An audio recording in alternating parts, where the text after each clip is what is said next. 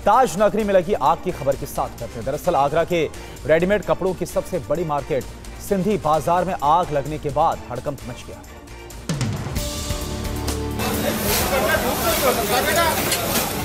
कपड़ा बाजार में लगी भीषण आग से अफरा तफरी मच गई। देखते ही देखते आग ने कई दुकानों को अपनी चपेट में ले लिया। आग लगते ही दुकानें धू धू कर जलने लगी। मार्केट के दुकानदारों ने आनन फानन में आग बुझाना शुरू किया, लेकिन आग इतनी विकराल थी कि अपना दायरा बढ़ाती जा रही थी। घटना की सूचना मिलते ही पुलिस और फायर ब्रिगेड की गाड़ियां मौके पर पहुंची और कड़ी मशक्कत के बाद आग पर काबू पा लिया। फिलहाल आग किस कारण से लगी, इस बात का अब तक पता नहीं चल सका है।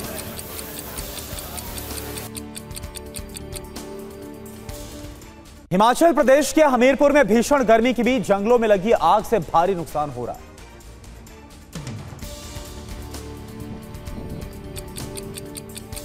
जंगल में भीषण आग लगने से लाखों की वन संपदा जलकर राख हो गई। आग इतनी भीषण थी कि आसपास के इलाकों में अफरा तफरी का माहौल हो गया। वहीं जंगल के आसपास के क्षेत्रों में एकाएक गर्म हवाओं के साथ तापमान में भी बढ़ोतरी हो गई, जिससे लोगों को काफी परेशानी का सामना करना पड़ा। जंगलों में लगी आग का धुआं रिहायशी इलाकों तक पहुंच रहा है। दमकल विभाग के कर्मचारियों के साथ गांव वालों ने भी आग बुझाने में अपना योगदान दिया। फिलहाल जंगल के कई इलाकों में आग पर काबू पा लिया गया है।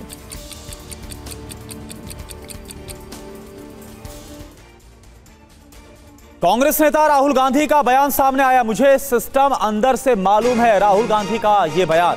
सिस्टम से निम्न वर्ग का हमेशा किया गया है इस्तेमाल, गरीबों के खिलाफ है सिस्टम।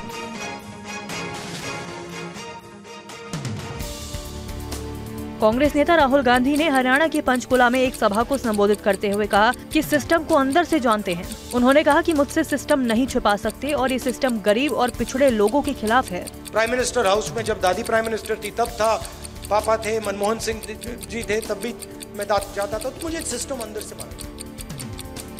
और मैं आपको कह रहा हूं, system is aligned against lower caste. इधर राहुल गांधी के सिस्टम वाले बयान को लेकर पीएम मोदी ने कांग्रेस पर पलटवार किया। कई बार लाख झूठ बोलते हुए भी शहजादे की जुबान पर सच्चाई तो आ ही जाती है। आज कांग्रेस के शहजादे ने एक बड़ा सच स्वीकार कर लिया। शहजादे ने मान लिया है कि उनकी दादी, उनके पिताजी, उनकी माताजी के समय जो सिस्टम बना वो दलितों, पिछड़ों, आदिवासियों का घोर विरोधी रहा है। और वहीं हरियाणा में राहुल गांधी का नया अंदाज देखने को मिला। पंचकुला में राहुल गांधी एक टेंपो में सवार नजर आए और इस दौरान उन्होंने कांग्रेस कार्यकर्ताओं से बात भी की। मेरे में और मोदी जी में ये फर्क है कि मोदी जी का टेंपो अदानी जी के लिए चलता है, मेरा टेंपो युवाओं के लिए और अग्निवीरों के लिए चलता है।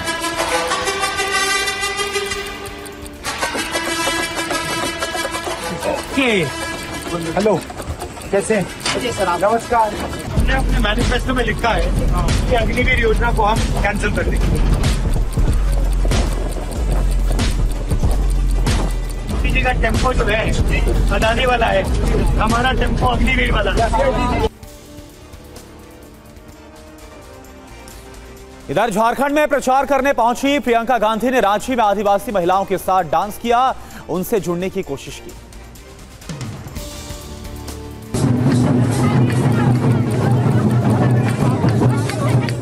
कांग्रेस महासचिव प्रियंका गांधी वाड्रा के डांस करने की तस्वीरें रांची से सामने आई। वीडियो में प्रियंका गांधी पारंपरिक डांस करने वाली आदिवासी महिलाओं के साथ कदम से कदम मिलाते नजर आ रही हैं। कांग्रेस महासचिव चुनाव प्रचार के लिए रांची पहुंची थी। इसे लेकर उन्होंने कहा कि मेरी दादी इंदिरा गांधी जी कहती थी कि दुनिया में सबसे अच्छी संस्कृति आदिवासियों की है, जो प्रकृति की पूजा और हर तरह से इसकी सुरक्षा करती है।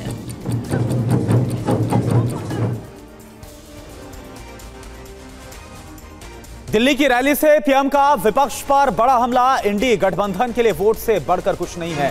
पीएम मोदी की तरफ से कहा गया विपक्ष घोर जातिवादी, परिवारवादी है।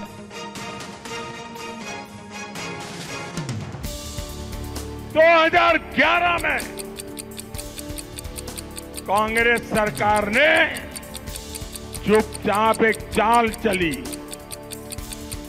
अचानक जामिया मिलिया यूनिवर्सिटी को माइनॉरिटी इंस्टीट्यूशन घोषित कर दिया।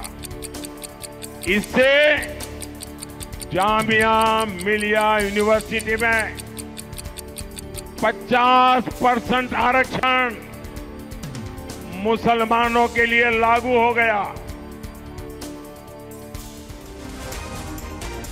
कलकत्ता हाईकोर्ट ने बड़ा फैसला दिया है। कोर्ट ने 2010 के बाद जारी सभी ओबीसी सर्टिफिकेट्स को रद्द करने का आदेश दिया।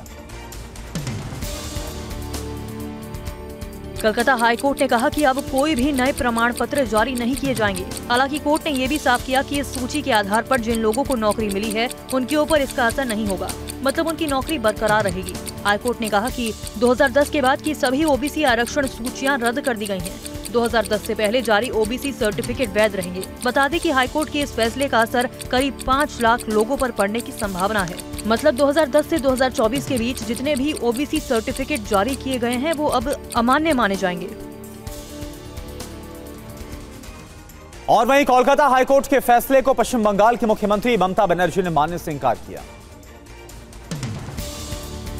आमी कोर्ट के सम्मान करी, किंतु जे व्यक्ति राय दिएছে যে ওবিসি রিজার্ভেশন থেকে মুসলিমদের বাদ দিতে হবে, আমি তাদের রায় মানি না, আমি মানব না, ওবিসি রিজার্ভেশন চলবে। ममता के इस बयान पर गृह मंत्री अमित शाह ने चिंता जताई है। ममता जी ने कहा हम हाईकोर्ट के फैसले को नहीं मानती।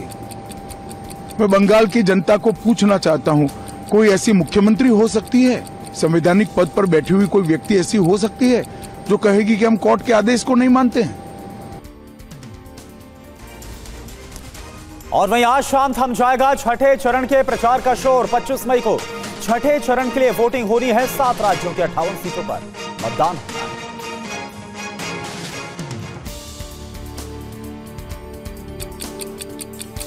आज शाम को छठे चरण के लिए प्रचार का शोर थम जाएगा। 25 मई को 8 राज्यों की 58 लोकसभा सीटों के लिए मतदान होगा। छठे चरण में जिन राज्यों की लोकसभा सीटों पर मतदान होना है उनमें उत्तर प्रदेश की 14, हरियाणा की 10, दिल्ली की 7, ओडिशा की 6, पश्चिम बंगाल की 8, बिहार की 8, झारखंड की 4 और जम्मू कश्मीर की 1। लोकसभा की इन 58 सीटों पर 889 प्रत्याशी अपनी किस्मत आजमा रहे हैं। समाजवादी पार्टी के अध्यक्ष अखिलेश यादव ने आजमगढ़ में कहा कि अभी तक के चरणों में बीजेपी पीछे छूट गई है। उन्होंने फिर से दावा किया कि समाजवादी पार्टी और इंडिया गठबंधन एक सीट छोड़कर सब सीटें जीतेगी।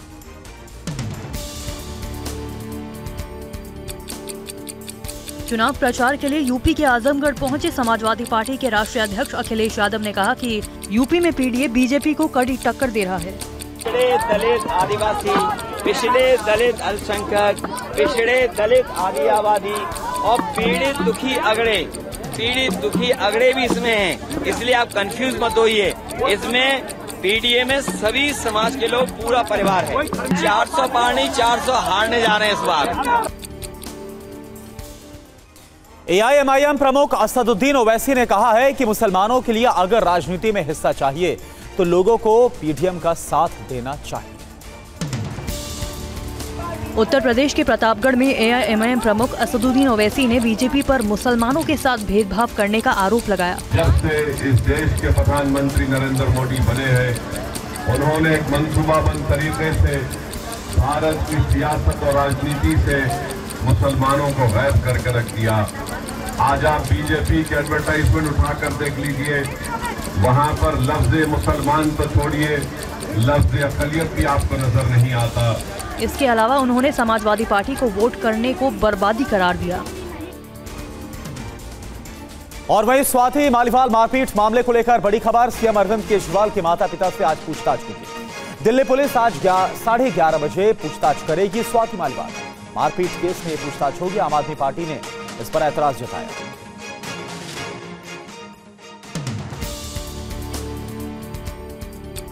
राज्यसभा सांसद स्वाति मालीवाल के साथ कथित मारपीट केस में दिल्ली पुलिस आज सीएम अरविंद केजरीवाल के माता पिता से पूछताछ करेगी। इसको लेकर सीएम के माता पिता ने समय दे दिया है। उन्होंने पुलिस को आज सुबह 11:30 बजे आने को कहा है। इसे लेकर आम आदमी पार्टी ने इस पर कड़ा ऐतराज जताया। इससे पहले सीएम केजरीवाल ने स्वाति मालीवाल के साथ हुई मारपीट को लेकर प्रतिक्रिया दी। उन्होंने कहा कि वो मामले में निष्पक्ष जांच चाहते हैं। उन्होंने कहा कि मामला कोर्ट में विचाराधीन है, इसलिए उम्मीद करता हूं कि निष्पक्ष जांच होगी, न्याय होना चाहिए। और वहीं दिल्ली पुलिस की पूछताछ को लेकर आम आदमी पार्टी ने इस पर कड़ा एतराज जताया। क्या कहा गया, ये भी आपको। सीएम केजरीवाल के माता पिता से दिल्ली पुलिस की पूछताछ को लेकर आम आदमी पार्टी सांसद संजय सिंह ने कहा कि इतनी राजनीतिक दुर्भावना पहले कभी देश के लोगों ने नहीं देखी होगी। दिल्ली पुलिस के द्वारा उनको अपमानित करने की योजना बनाई है, उनके बूढ़े माँ बाप को तंग करने की, परेशान करने की एक ऐसी कोशिश की है जिसकी जितनी निंदा की जाए कम है। संजय सिंह के अलावा दिल्ली सरकार में मंत्री आतिशी और सौरभ भारद्वाज ने भी ऐतराज जताया। Pune hit and run case में नाबालिग आरोपी के बालिग होने पर फैसला नहीं हो सका है, उसे 5 जून तक चिल्ड्रन रिमांड होम भेज दिया गया। नाबालिग आरोपी की रिमांड के दौरान जुवेनाइल जस्टिस बोर्ड फैसला दे सकता है कि नाबालिग पर बालिग की तरह केस चलेगा या नहीं। बोर्ड ने आरोपी की जमानत भी रद्द कर दी है और नाबालिग आरोपी को 5 जून तक ऑब्जर्वेशन में रखा जाएगा। पुलिस ने आरोपी को बालिग मानकर केस चलाने की इजाजत मांगी है। पुलिस के मुताबिक उसकी उम्र 17 साल 8 महीने हो चुकी है। दरअसल बोर्ड ने रविवार को दुर्घटना के कुछ घंटों बाद नाबालिग को जमानत दे दी थी और सड़क दुर्घटनाओं पर 300 शब्दों का निबंध लिखने को कहा था। इसके बाद लोगों ने इस फैसले के खिलाफ जमकर आलोचना की थी।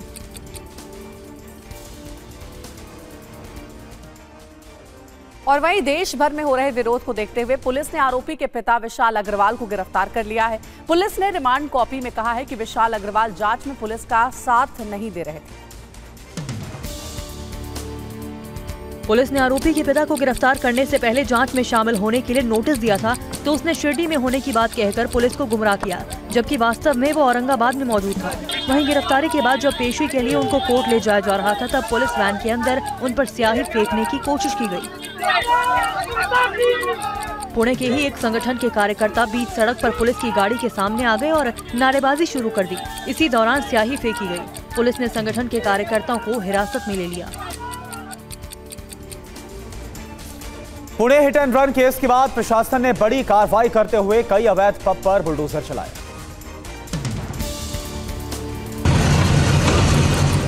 यही वो इलाका है जहां पब में शराब पीने के बाद एक रईसजादे ने पोर्शे कार से 2 इंजीनियरों को कुचल दिया था। यहीं के कोरेगांव इलाके में वाटर्स और ओरेला पब पर बुलडोजर एक्शन हुआ। दोनों पबों को जमींदोज कर दिया गया। आरोप लग रहे हैं कि दोनों पब अवैध थे, नियमों का पालन नहीं कर रहे थे, इसलिए पुणे नगर पालिका ने ये कार्रवाई की। बता दें कि जिन पबों पर बुलडोजर चला ये वो पब नहीं है जहां आरोपी ने दोस्तों के साथ शराब पी थी। आरोपी के जिस जगह शराब पीने की बात कही जा रही है उसे घटना के बाद सील कर दिया गया है। पुणे पुलिस कमिश्नर अमितेश कुमार ने टीवी9 भारतवर्ष से बात करते हुए कहा है कि आरोपियों पर सख्त कार्रवाई करेंगे और पीड़ितों को न्याय दिया जाएगा। दूसरी एप्लीकेशन में उसको बेल दी गई थी, उसको मॉडिफाई किया गया, कैंसिल किया गया, उसको ऑब्जर्वेशन होम में 14 दिन के लिए 5 जून तक भेजा गया है। हमारी जो ऑब्जेक्टिव थी कि वो क्रिमिनल जस्टिस सिस्टम के इंटरेस्ट में, इन्वेस्टिगेशन के इंटरेस्ट में, विक्टिम की जस्टिस के इंटरेस्ट में और इस केस को आगे ले जाने के इंटरेस्ट में वो खुलेआम सड़क पे नहीं रह सकता है, वो स्टैंड दोनों ही काउंट पे हमारा विंडिकेट हुआ है और हम इस केस को आगे ले जाएंगे, प्रॉपरली इन्वेस्टिगेट करेंगे और एक्यूज्ड के अगेंस्ट वाटर टाइट केस करेंगे। विक्टिम को जस्टिस दिलाने की पूरी प्रक्रिया हमारी रहेगी। चिलचिलाती गर्मी में जानवरों को राहत देने के लिए लखनऊ के चिड़ियाघर में कूलर और स्प्रिंकलर्स लगाए गए। आसमान से बरस रही गर्मी के चलते लोगों के साथ जानवरों का भी हाल बेहाल है। जहां लोग घरों से नहीं निकल रहे, वहीं जानवर भी छांव ढूंढ रहे हैं, जिससे गर्मी से कुछ राहत मिल सके। लखनऊ के चिड़ियाघर में जानवरों को गर्मी से बचाने के लिए खास इंतजाम किए गए हैं। जितने भी हमारे बाड़े हैं उनमें हमने कूलर, स्प्रिंकलर लगाए हैं। कूलर से ये रहता है कि जब वो अपने हाउस के अंदर जाते हैं तो उनका हाउस जो बना हुआ है वो ठंडा रहता है। और स्प्रिंकलर का ये फ़ायदा रहता है कि जब वो मैदान में आते हैं, बाहर जो विजिटर का व्यूइंग एरिया है वहाँ आता है, तो उनको एक बारिश का सा माहौल हमेशा मिलता रहता है स्प्रिंकलर से। देश में गर्मी और लू का कहर इतना है कि एक्टर शाहरुख खान भी इसकी चपेट में आ गए हैं।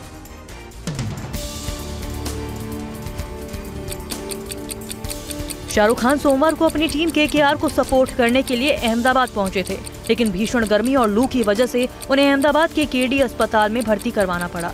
बताया जा रहा है कि शाहरुख को डिहाइड्रेशन के चलते अस्पताल में भर्ती कराया गया। फिलहाल उन्हें डॉक्टर्स की निगरानी में रखा हुआ है। जल्द ही उनके डिस्चार्ज होने की संभावना जताई जा रही है। बता दें कि आईपीएल के पहले क्वालिफायर मैच देखने के लिए शाहरुख खान और बेटे अबराम बेटी सुहाना खान के साथ अपनी टीम को सपोर्ट करने स्टेडियम पहुंचे थे। उत्तर भारत में गर्मी अपने चरम पर है। कई जगहों पर तापमान 45 को भी क्रॉस कर गया है। आने वाले अगले 4 से 5 दिनों में तापमान और भी ज्यादा बढ़ने के आसार हैं। देश के उत्तरी इलाकों में इस वक्त गर्मी का कहर देखने को मिल रहा है। आने वाले अगले कुछ दिनों में तापमान और ऊपर जाने की संभावना जताई जा रही है। भीषण गर्मी के बीच दिल्ली के इतिहास में पहली बार बिजली की मांग 8000 मेगावाट तक पहुंच गई। इसी के साथ एक दिन पहले ही बना सबसे अधिक बिजली की मांग का रिकॉर्ड भी टूट गया। वहीं राजस्थान के भी कई जिलों में भीषण गर्मी का प्रकोप देखने को मिल रहा है। बाड़मेर में हीट स्ट्रोक के चलते रिफाइनरी में काम करने वाले मजदूर की मौत हो गई और एक मजदूर की हालत गंभीर बनी हुई है।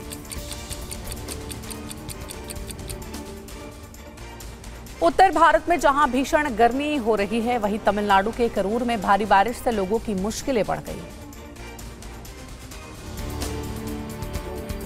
तस्वीरें तमिलनाडु के करूर जिले की है, जहां 3 दिनों से हो रही बारिश से जनजीवन अस्त व्यस्त हो गया। तमिलनाडु के कई जिलों में जोरदार बारिश हो रही है। लोगों के घरों में पानी घुस गया, लोग पानी में रहने को मजबूर हो गए। इतना ही नहीं, भारी बारिश से सड़कें भी लबालब भर गई हैं। सड़कों पर गाड़ियों और लोगों की जगह पानी ही पानी नजर आ रहा है। दक्षिणी और पश्चिमी तमिलनाडु के कई इलाकों के साथ साथ कावेरी डेल्टा जिलों में भी पिछले 1 हफ्ते से बारिश हो रही है। इस साल केरल में दक्षिण पश्चिम मानसून 31 मई को पहुँचने की संभावना जताई जा रही है। दिल्ली के रोहिणी के सेक्टर 8 में एक साथ कई बिल्डिंगों में भीषण आग लग गई और इसके बाद इलाके में अफरा तफरी मच गई।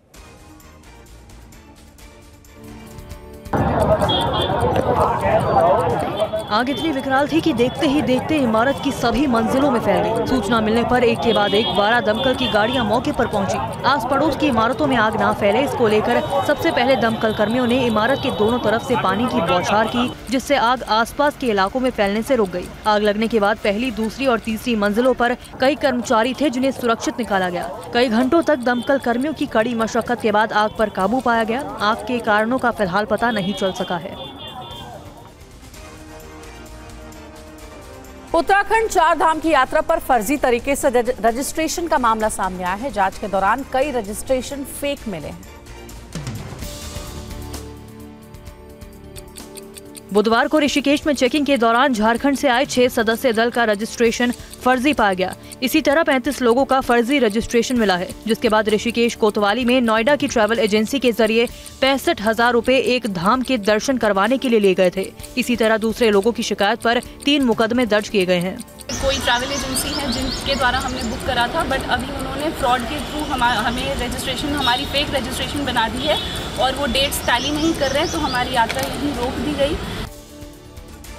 अमेरिका के शहर शहर से बवंडर से तबाही की तस्वीरें सामने आई हैं। बवंडर ने जमकर यहां कहर बरपाया है। अमेरिका में 10 सेकंड के लिए आए भीषण बवंडर ने जमकर तबाही मचाई।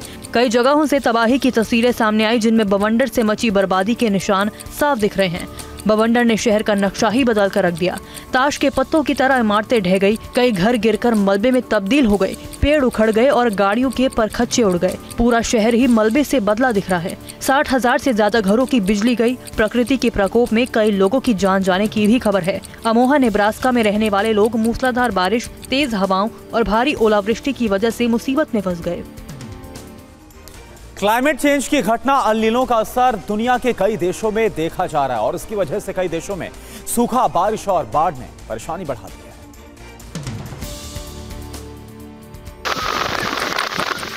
अल नीनो की वजह से दुनिया के कई इलाकों में सूखा, भारी बारिश, बाढ़ और चक्रवात आ रहे हैं। अफगानिस्तान में सर्दियों के बाद हुई भारी बारिश के कारण इस साल मार्च में बड़े पैमाने पर बाढ़ आ गई। इस बाढ़ में कई गांव बह गए और कई कीचड़ में दब गए, जिसका खामियाजा यहाँ रहने वाले लोगों को भुगतना पड़ रहा है। लोग भूखमरी और बीमारियों से परेशान हैं। अल नीनो की वजह से केन्या, सोमालिया, बुरुंडी और तंजानिया में करीब 8.5 लाख लोग प्रभावित हैं। फसलें तबाह हो गई, जानवर मर गए हैं और लोग अपना घर छोड़कर विस्थापन की जिंदगी जीने को मजबूर हैं। और एक बड़ी खबर है, पीएम मोदी आज हरियाणा और पंजाब में रैली करने वाले हैं। आज पीएम मोदी की महेंद्रगढ़ पटियाला में रैली होगी। तो आज पंजाब और हरियाणा में प्रधानमंत्री नरेंद्र मोदी की चुनावी रैली है। महेंद्रगढ़ पटियाला में आज पीएम की रैली।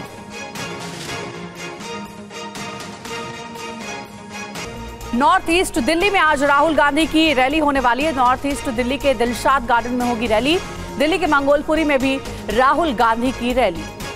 हरियाणा के सिरसा में प्रियंका गांधी आज रोड शो करेंगी।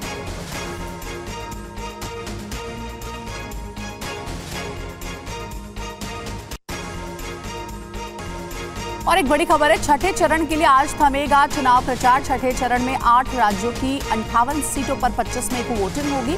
दिल्ली की सभी 7 सीटों पर 25 मई को वोट डाले जाएंगे।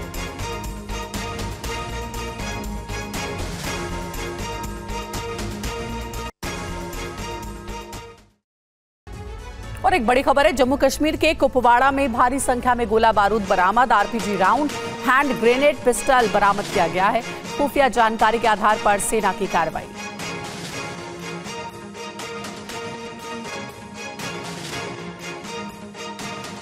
तो आरपीजी राउंड, हैंड ग्रेनेड और पिस्टल बरामद किया गया है। खुफिया इनपुट के आधार पर सेना ने यह बड़ी कार्रवाई की है। और बड़ी खबर है, गृह मंत्री अमित शाह यूपी में करेंगे जनसभा। अंबेडकर नगर और प्रतापगढ़ में रैली होगी।